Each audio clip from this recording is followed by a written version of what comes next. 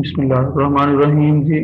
Amazon के अंदर product sourcing के बाद अगला जो फेज है वो है अमेज़ॉन की listing creation. Listing creation listing क्या होती है? अमेज़ॉन पे हम कोई भी चीज़ बेचेंगे तो हमें उसके लिए एक उसका प्रोडक्ट का टाइटल, इमेजेस वगैरह और हर सारी डिटेल उसकी बतानी होती है। इसी को लिस्टिंग बोलते हैं। ठीक है, इसी का नाम लिस्टिंग है। इसी को प्रोडक्ट का डिटेल पेज भी बोलते हैं। तो हम जो चीज भी बेचने लगते हैं, जो भी प्रोडक्ट हमें बेचनी है, उसके लिए लिस्टिंग हमें बनानी पड़ेगी।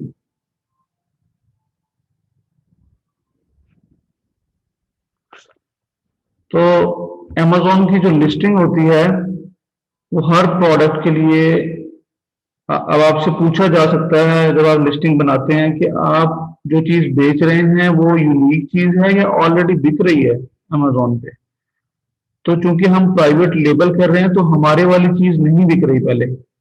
वो चीज जरूर बिक रही होगी किसी दूसरे नाम से, लेकिन हम जो चीज बेचने जा रहे हैं वो हमारे अपने नाम से होगी तो वो यूनिक होगी। ठीक है, तो हमने उसमें यूनिक वाला ही सिलेक्ट करना है। अदरवाइज वो पूछता है कि अगर पहले बिक रही है तो आप वो वाला ऑप्शन सिलेक्ट कर लें, तो वो आपको उसी चीज की लिस्ट जो ऑलरेडी बनी हुई है उस पर ले जाता है। ठीक है, तो ये दो डिफरेंट बातें हैं कि आपकी चीज ऑलरेडी बिक रही है वहां पे या नहीं बिक रही है, यूनिक है। तो आपकी चीज यूनिक होगी क्योंकि आपका जो ब्रांड है वो ऑलरेडी नहीं है वहां पे, उसकी एग्जिस्टेंस नहीं है। ठीक है, वो चीज जरूर बिक रही होगी। अगर मैं इसकी एग्जांपल दूं तो एक गिलास है, आपने गिलास ही बेचना है, तो आपके नाम से जो गिलास है वो नहीं बिक रहा। पहले गिलास जरूर बिक रहा होगा, लेकिन आपने अपने नाम से बेचना है, इसलिए आपकी जो लिस्टिंग है वो यूनिक है। आप उसे क्रिएट करेंगे।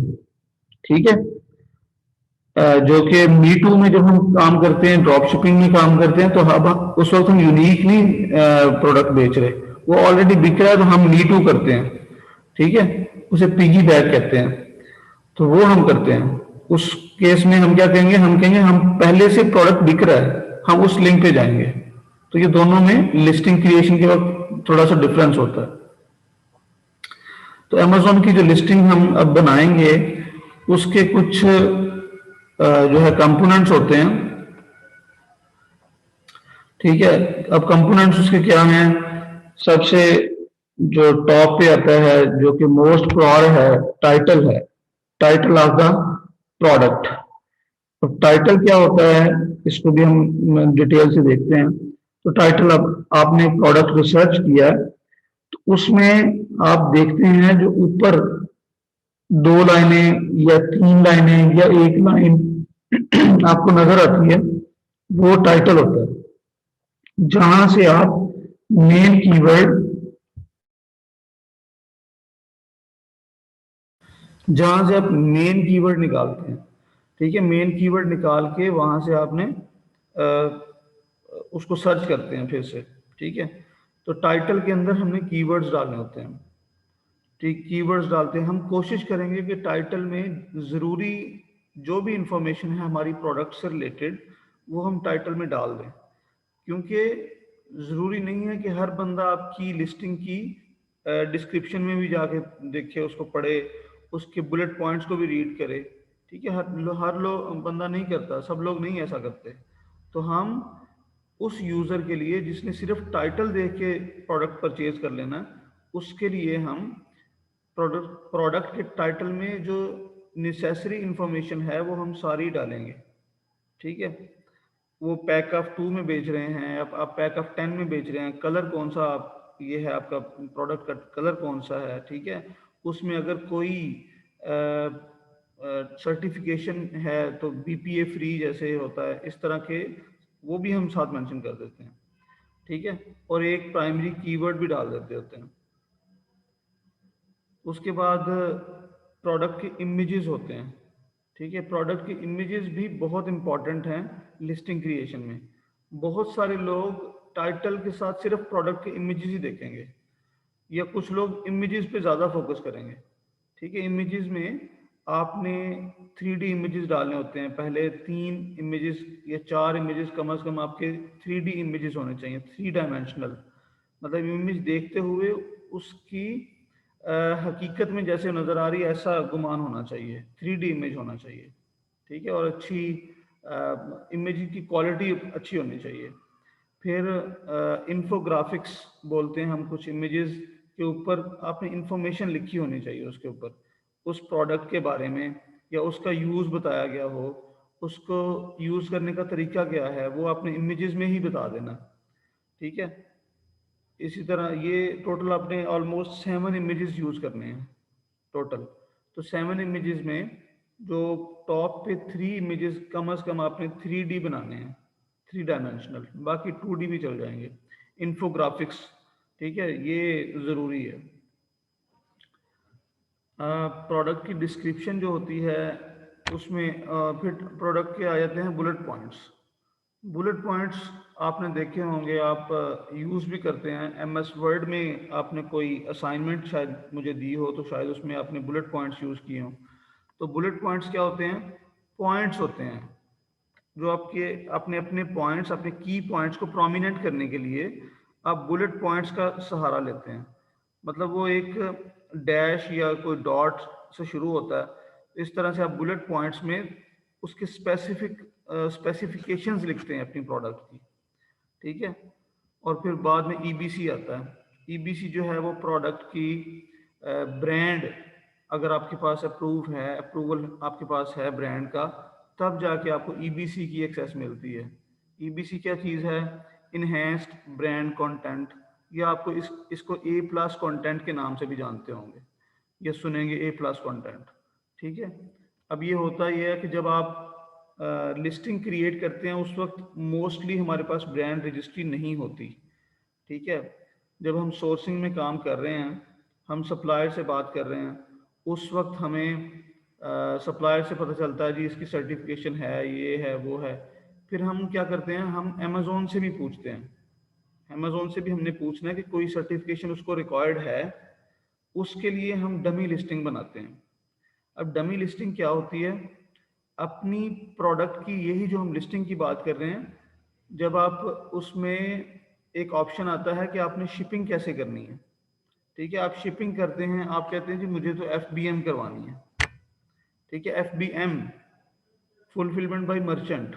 अगर आप वो ऑप्शन सेलेक्ट करते हैं तो आपकी लिस्ट डमी नहीं होती। आप उसको जैसे ही लिस्ट बनती है तो आप FBM का मतलब ही ये है कि आपके पास स्टॉक पड़ा हुआ है, तो आप उसे बेचना शुरू कर सकते हैं, वो एक्टिव लिस्टिंग है। ठीक है, लेकिन अब अमेज़ोन को नहीं पता कि आपके पास स्टॉक है या नहीं है, आप उसे ज़ीरो कर देंगे कि स्टॉक अभी नहीं है। अच्छा, अगर आप सिलेक्शन करते हैं FBA की, आप कहते हैं कि मुझे अमेज़ोन के थ्रू शिपिंग करवानी है, FBA, फुलफिलमेंट बाय अमेज़ोन, उस केस में अमेज़ोन के पास चूंकि आपका स्टॉक नहीं होता, इसलिए वो आपकी लिस्ट को एक्टिव नहीं करेगा, वो आपकी लिस्ट को डीएक्टिव रखेगा जब तक आपका स्टॉक नहीं आ जाता। ठीक है, तो इसको हम डमी लिस्टिंग बोलते हैं कि अभी तक वो एक्टिव नहीं है, और ये FBA के केस में होता है। तो डमी लिस्टिंग बनाने का पर्पस ये होता है कि आप अमेज़ोन से केस ओपन करके उनसे पूछ सकें कि कोई सर्टिफिकेशन रिक्वायर्ड है तो वो बताएं, क्योंकि अभी आप सोर्सिंग कर रहे हैं, और सोर्सिंग में अगर कोई अमेज़ोन की रिक्वायरमेंट है किसी सर्टिफिकेशन की, तो आप वो सर्टिफिकेशन ज़रूर उसको जो है वो उसको फोकस करें कि आपको वो आपके पास होनी चाहिए वो सर्टिफिकेशन। इसीलिए हम डमी लिस्टिंग बनाते हैं अमेज़ोन के साथ, 3-4, कम से कम 3 बार हम केस ओपन करते हैं। केस ओपन करने का मतलब ये होता है कि उनकी सपोर्ट के साथ हम बात करते हैं, उनसे पूछते हैं कि ये मैं प्रोडक्ट बेच रहा हूँ, तो आपको इसमें कोई रिक्वायरमेंट है, कोई सर्टिफिकेशन की रिक्वायरमेंट है, कुछ भी। ठीक है, और उनका वेट करते हैं 2 से 3 दिन तक, 72 आवर्स तक हम वेट करते हैं। अगर वो कोई रिस्पॉन्स नहीं देते, इट मीन्स कि उन्हें कोई सर्टिफिकेशन रिक्वायर्ड नहीं है। तो हम इस तरह से 3 दफ़ा केस ओपन करते हैं कम से कम, तो हमें फिर यकीन हो जाता है कि कोई ख़ास सर्टिफिकेशन अमेज़ोन को रिक्वायर्ड नहीं है। ठीक है, अगर कोई रिक्वायर्ड हो तो फिर अमेज़ोन बता देता है। ठीक है, और अगर उसने नहीं बताया और आखिर में जाके आपका जो है अकाउंट इस वजह से आपकी लिस्ट प्रोडक्ट को जो बैन कर रहा है कि आपने सर्टिफिकेशन नहीं दी, तो आपके पास सनद होती है कि हमने तो लिस्ट करने से पहले पूछा था आपसे, प्रोडक्ट भेजने से पहले पूछा था कि आपने कोई सर्टिफिकेशन आपको चाहिए या नहीं चाहिए, तो उस वक्त आपने नहीं मांगी कोई सर्टिफिकेशन। ठीक है, तो हम अपनी साइट को सेव रखेंगे।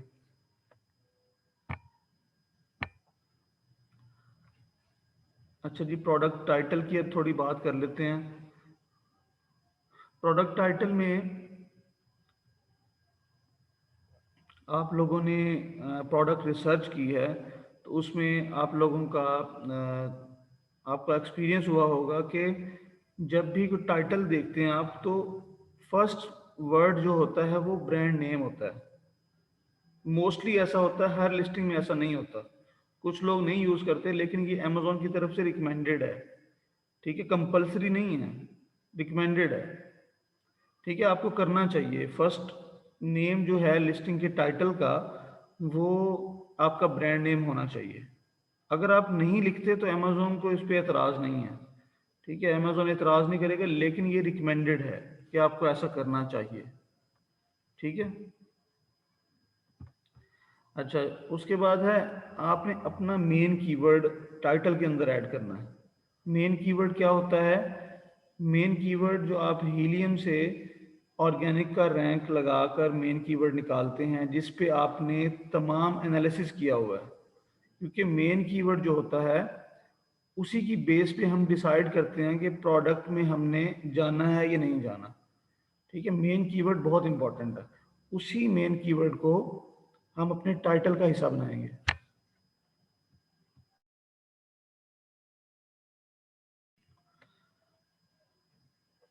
उसके बाद है कि आपने लिखनी कैसे है, अपने टाइटल को लिखना कैसे है।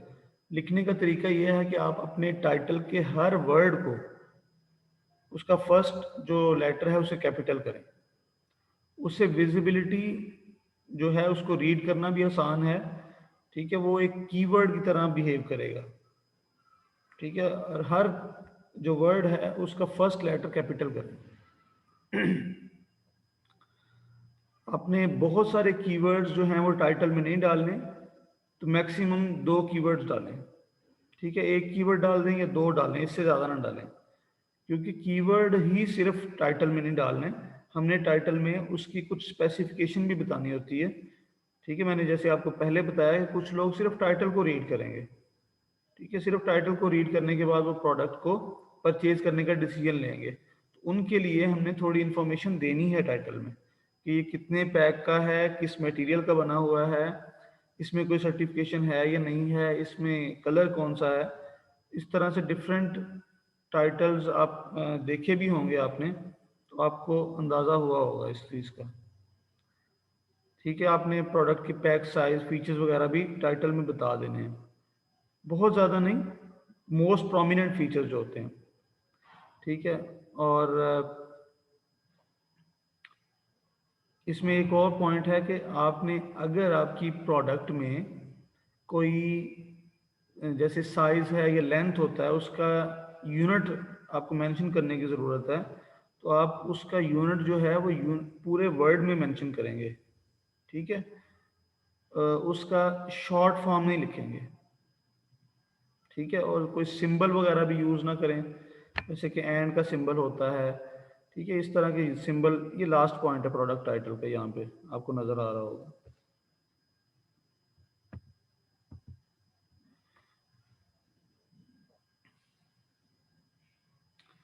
अच्छा जी,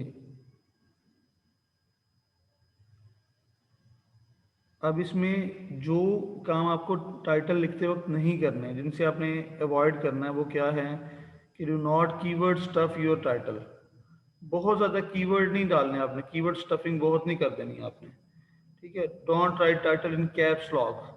तमाम जो रिटर्न मटेरियल है वो कैप्स लॉक ऑन करके नहीं लिखना, सारा कैपिटल में नहीं होना चाहिए, उसकी रीडेबिलिटी आसान नहीं होती, वो मुश्किल हो जाता है उसको रीड करना। ठीक है, टाइटल लिखते वक्त आपके पास करेक्टर्स की एक लिमिट होती है, उस लिमिट के अंदर रहना है आपने। कोशिश करनी है कि 100 to 150 के दरमियान आपका टाइटल जो है वो पूरा हो जाए। ठीक है, ये डिफरेंट कैटेगरीज में डिफरेंट भी होता है इसकी लेंथ, मतलब स्पेसेस जो कैरेक्टर्स आपको मिलते हैं। तो इसमें जो ब्लैंक स्पेस है वो भी एक कैरेक्टर है, वो भी ऐड होगा, वो भी इंक्लूड होगा। अच्छा, आपने कोई भी प्रमोशन नहीं करनी टाइटल के अंदर। ठीक है, आपने ऐसी बात नहीं लिखनी जिससे आपको, आप समझें कि आपको ये वर्ड लिखने से जो है आपको जो बायर है आपका इम्प्रेस होगा। ठीक है, कोई प्रमोशन नहीं करनी आपने, या कोई क्लेम जैसा वर्ड, क्लेम भी नहीं करने टाइटल में। ठीक है, क्लेम वैसे ही नहीं करने चाहिए, ऐसी प्रोडक्ट्स जिसमें क्लेम हो, जिसमें जैसे कि पेन रिलीफ की कोई चीज़ें होती हैं, तो ये एक आपने एक बड़ा दावा कर दिया कि ये मेरी प्रोडक्ट अगर आप लेते हैं, इसे यूज़ करते हैं तो आपको रिलीफ मिलेगा पेन से। अगर वो आपकी प्रोडक्ट रिलीफ ना दे सकी तो वो सीधा सीधा रिटर्न है, नेगेटिव जो है उसमें रिव्यू आएगा आपके लिए। ठीक है, एक ऐसी प्रोडक्ट यूज़ नहीं करनी, और फिर खामखा अपनी प्रोडक्ट की लिस्टिंग में ऐसे वर्ड भी यूज़ नहीं करने। ठीक है, कोई गारंटी जैसे वारंटी है, बेस्ट सेलर हैं आप, ये नहीं बताना आपने। अमेजोन खुद बताएगा कि आप बेस्ट सेलर हैं या नहीं है। ठीक है, वो आपको अवार्ड मिलेगा अगर आप बेस्ट सेलर होंगे, आपने लिस्टिंग में मेंशन नहीं करना। ठीक है, ये प्रमोशनल वर्ड्स क्या होते हैं, फ्री शिपिंग है या सेल लगी हुई है जी, आप ले लें मेरे से। ठीक है, इस तरह की बातें जो हैं ये क्लेमिंग वर्ड्स और प्रमोशनल वर्ड्स हैं, ये आपने यूज़ नहीं करने।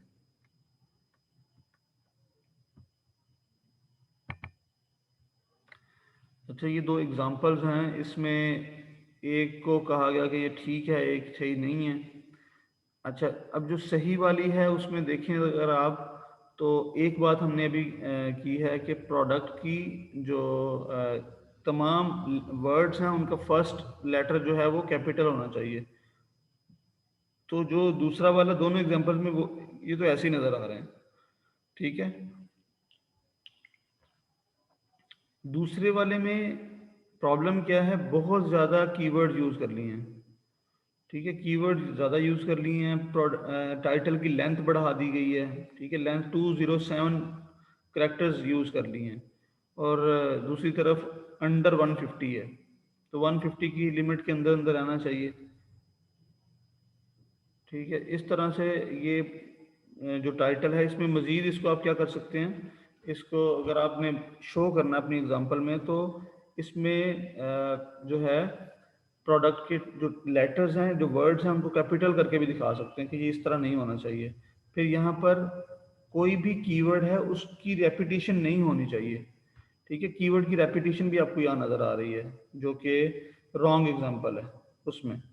ठीक है, सिलिकॉन स्पैचुला जो है वो आपको नीचे भी नज़र आ रहा है, फोर्थ लाइन में सिलिकॉन स्पैचुला, तो ये वही कीवर्ड ऊपर है, नीचे भी आ रहा है। चाहे वही वर्ड दूसरे कीवर्ड में यूज हुए हों, लेकिन आप उसको इस तरह से एडजस्ट करेंगे कि वो दोनों कीवर्ड इकट्ठे लिखे जाएं। ठीक है, तो जैसे कि ये है ग्रे सिलिकॉन स्पैचुला सेट। अच्छा, इसमें ग्रे ग्लोरी, सिलिकॉन स्पैचुला एक कीवर्ड है। ठीक है, और स्पैचुला सेट एक कीवर्ड है, इनको इकट्ठा करके लिख दिया सिलिकॉन स्पैचुला सेट, दोनों कीवर्ड्स लिखे गए। अब वो नीचे भी लिख दिया सिलिकॉन स्पैचुला टर्नर। ठीक है, इस तरह से आपने फ्रेज बनानी है जिस तरह के आपके कीवर्ड्स उसके अंदर एडजस्ट हो जाएं, किसी कीवर्ड को आपको रिपीट ना करना पड़े, रेपिटेशन नहीं होनी चाहिए। ठीक है,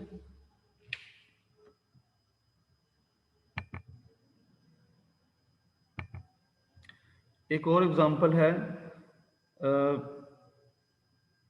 जिसमें कीवर्ड्स की रेपिटेशन हुई है, सिलिकॉन स्पैचुला। ये उसी एग्जांपल की थोड़ी सी उसमें हाईलाइट किया गया है।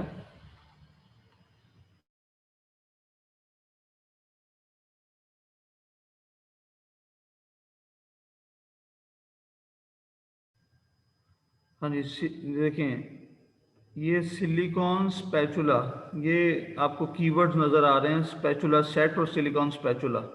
अब ये दो कीवर्ड्स हैं। ठीक है, दोनों कीवर्ड्स की कम्बिनेशन किस तरह बनाया गया है कि उनको फ्रेज में आपने एडजस्ट करना है। ठीक है, फ्रेज में एडजस्ट करना है और उनको उनकी रेपिटेशन नहीं होनी चाहिए। ठीक है, ये बात अब क्लियर हो गई कि आपने कोई भी कीवर्ड ऐसा नहीं लेना जो ऑलरेडी लिखा गया, उसको रिपीट नहीं करना आपने।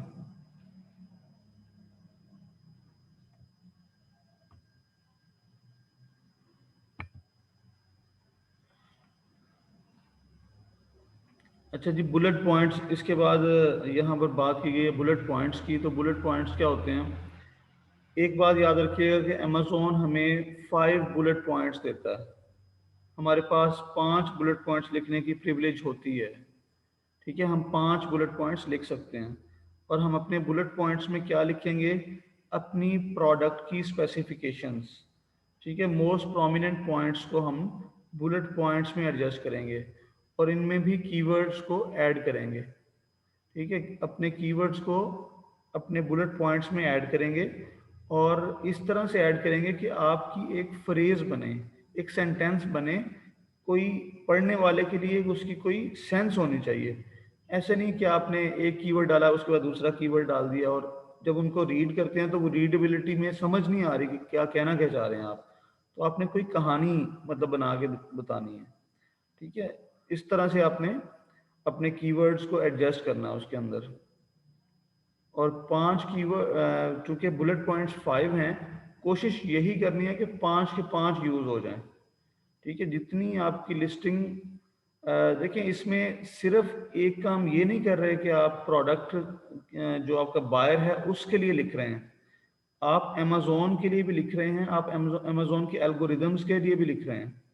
ठीक है, अमेज़ॉन के एल्गोरिदम्स आपकी लिस्टिंग की क्वालिटी को देखते हुए आपकी प्रोडक्ट को रैंक करेगा। ठीक है, इसलिए आप कोशिश ये करेंगे कि आप 5 के 5 बुलेट पॉइंट्स यूज करें। इसके बाद जो ईबीसी का कॉन्सेप्ट है वो यही है कि आपको एक एक्स्ट्रा प्रिविलेज मिलता है। ठीक है, आपको एक्स्ट्रा अपॉर्चुनिटी मिलती है अपनी लिस्ट को मोर प्रोमिनेंट करने की। इसका मतलब है कि ब्रांड जब अप्रूव हो जाता है, आप ब्रांड ओनर हैं, तो आपको अमेज़ॉन कुछ ज़्यादा ऑफर दे रहा है। जब वो ऑफर आपको दे रहा है एक्स्ट्रा करने की, तो जब आपका बेसिक चीज़ों में आप बुलेट पॉइंट छोड़ देंगे तो आप किस तरह से ईबीसी को पूरा कर सकते हैं? ठीक है, ईबीसी का आपको क्या फ़ायदा हो सकता है फिर उस केस में?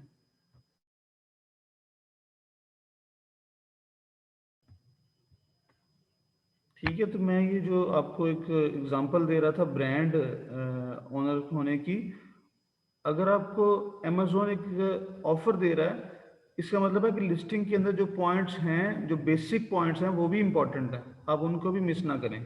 कोशिश करें कि 5 के 5 बुलेट पॉइंट्स यूज़ करें और उनमें जितनी भी लेंथ होगी कैरेक्टर्स की उसको भी यूज़ करें, लेकिन लिखें इस तरह से, फ्रेज बनाएं कि रीडेबल होनी चाहिए, पढ़ते वक्त कुछ समझ आए, उसकी कोई सेंस बने।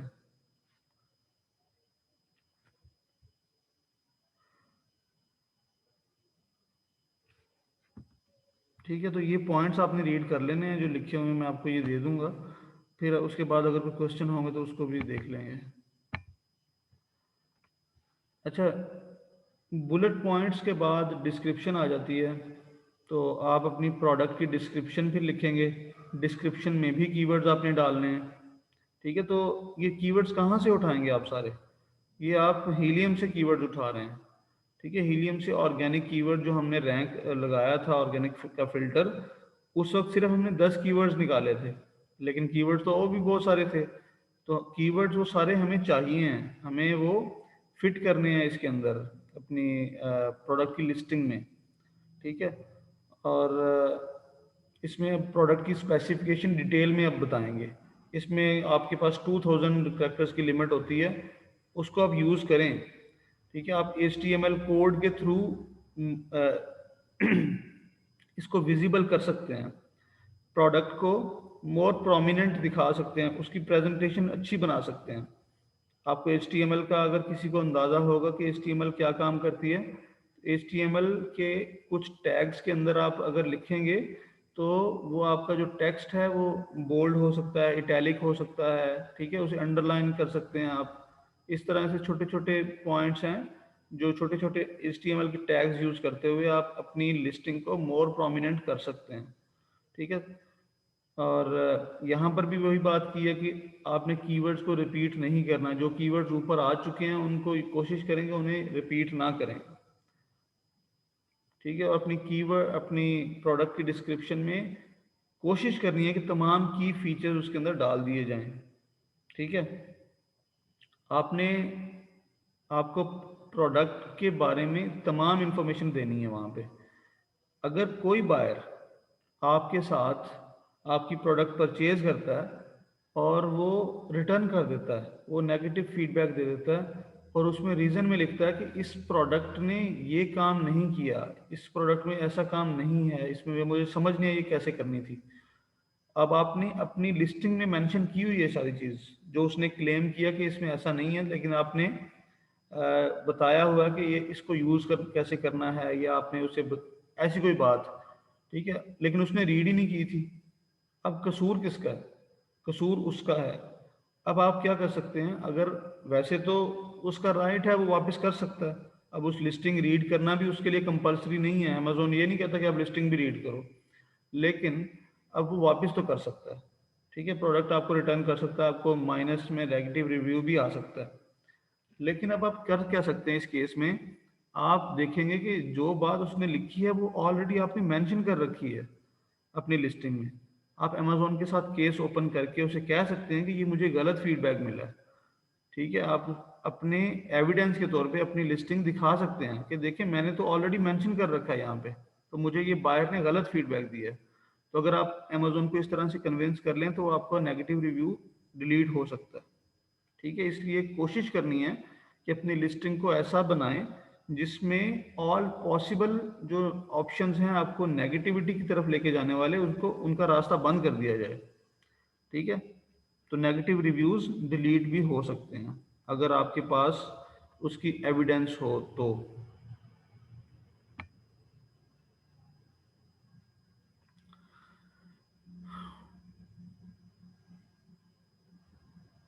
अब इसमें प्रोडक्ट की लिस्टिंग क्रिएशन के लिए टिप्स बताई गई हैं कि वही टिप्स हैं जो मैंने आपको सोर्सिंग में बताई थी, कि जब आप सोर्सिंग में जाने लगते हैं तो अपनी लिस्टिंग को अच्छी तरह से रीड कर लें। आप लिस्टिंग प्रोडक्ट के बारे में आपको पता होना चाहिए। यहाँ पर भी वही बात है कि अगर आपने लिस्टिंग बनानी है, लिखनी है, तो आपको अपनी प्रोडक्ट के अपने जो कंपेटिटर है उसकी लिस्टिंग को रीड करें, अच्छे से रीड करें, डिफरेंट लोगों की लिस्टिंग को रीड करें, ठीक है। आपको प्रोडक्ट का अच्छे से आइडिया हो, उनके रिव्यूज़ रीड करें, नेगेटिव रिव्यूज़, उन्हीं रिव्यूज़ को पॉजिटिव सेंस में अपनी प्रोडक्ट में भी इम्प्रूव कर लें और लिस्टिंग में भी शो कर दें, लिस्टिंग में भी बता दें, ठीक है। मज़ीद आप इसको रीड करेंगे इस पैराग्राफ को तो आपको मज़ीद समझ आ जाएगी। अच्छा, HTML कोड की मैंने आपसे बात की थी, तो HTML कोड क्या होता है? वही बोल्ड बनाना, ठीक है, इटैलिक करना उसको, या टेक्स्ट को आपने हाईलाइट करना है, उसको कोई हेडिंग बना के देनी है, इस तरह से आप HTML में ये यूज़ कर सकते हैं।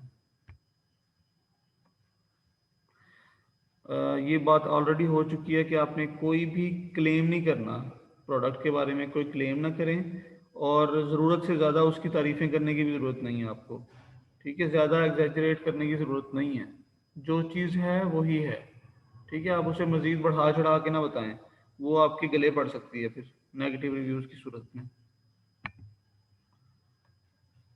इसके बाद EBC या A+ कंटेंट होता है। A+ कंटेंट या EBC मैंने आपको बताया है कि जब आप ब्रांड अप्रूव करवा लेते हैं, आपका ब्रांड अप्रूव होता है, उसके बाद अमेज़ोन आपको EBC की ऑप्शन देता है, और ये भी ऑप्शनल है, ये कंपलसरी नहीं है। आप यूज़ करना चाहें तो कर सकते हैं, नहीं करना चाहते तो ना करें, आपकी मर्जी है, ठीक है। EBC के लिए कुछ लोग जो हैं वो नहीं भी करते, तो आप करना चाहें तो कर लें, नहीं करना चाहते तो ना करें। लेकिन अमेज़ोन आपको एक अपॉर्चुनिटी देगा, वो होगा क्या, एक टेम्पलेट होगा, उसको अगर आप यूज़ करेंगे तो आपका कंटेंट EBC में कन्वर्ट हो जाएगा। अब आपको उसमें एक वीडियो ऐड करने की भी ऑप्शन आ जाएगी इमेजेस में। आपने देखा होगा मुख्तलिफ प्रोडक्ट्स में 7 इमेजेस के साथ 7 टोटल होती हैं, तो 6 इमेजेस होते हैं, एक वीडियो पड़ी होती है। तो वीडियो जो है वो प्रोडक्ट की आपको तभी मिलती है जब आप ब्रांड ओनर होते हैं, ईबीसी कंटेंट में होते हैं। ठीक है, इसका एक फ़ायदा और है कि आप स्पॉन्सर्ड ऐड जब चलाते हैं, जब आप रैंकिंग कर रहे होते हैं, तो आपको वीडियो पीपीसी में भी मिल जाती है। ठीक है, आप वीडियो ऐड भी चला सकते हैं। तो ये भी उस वक्त होगा जब आपके पास ब्रांड रजिस्ट्री होगी। ठीक है, ईबीसी या ए प्लस कॉन्टेंट जो है ये आपके लिए इफेक्टिव होगा, बहुत इफेक्टिव होगा, लेकिन ये सिर्फ उस केस में होगा जब आपके पास ब्रांड रजिस्ट्री होगी। ठीक है, इसके बाद है कि आपके ए प्लस कंटेंट में क्या ऐड होना चाहिए। ठीक है, आपके ए प्लस कंटेंट में अभी मैंने यही बात बताई है कि आपके पास इमेजेस, वीडियोस आप ऐड कर सकते हैं। ठीक है, और कीवर्ड जो है वो बैक एंड में आपकी ईबीसी में इमेजेस में, मतलब कीवर्ड मज़ीद ऑप्शन आ जाती है आपको ऐड करने की। इसमें बहुत जो मेजर है वो है लिस्टिंग की जो डिस्क्रिप्शन होती है उसको मोर प्रोमिनेंट कर सकते हैं। आप वहाँ पर मज़ीद इमेजेस ऐड कर सकते हैं। ठीक है, वहाँ पर आपने आपने खुद देखा होगा, आप देखें कि प्रोडक्ट जिसमें वीडियो पड़ी हो इमेजेस के साथ, उसकी डिस्क्रिप्शन को भी चेक किया करें। उसकी डिस्क्रिप्शन में आपको नज़र आएगा कि डिस्क्रिप्शन में भी इमेजेस पड़े हुए हैं। ठीक है, रिटन मटेरियल से ज़्यादा इमेजेस पड़े हुए हैं। ठीक है, तो वो ईबीसी कंटेंट ही होता है।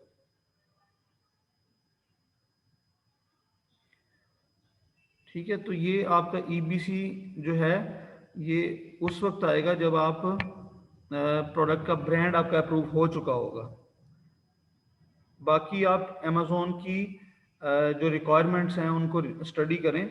आपका अब ये काम है, ये आपने एक असाइनमेंट भी सबमिट करनी है रिपोर्ट की सूरत में, जिसमें आपने ये सारी चीज़ें मेंशन करनी हैं।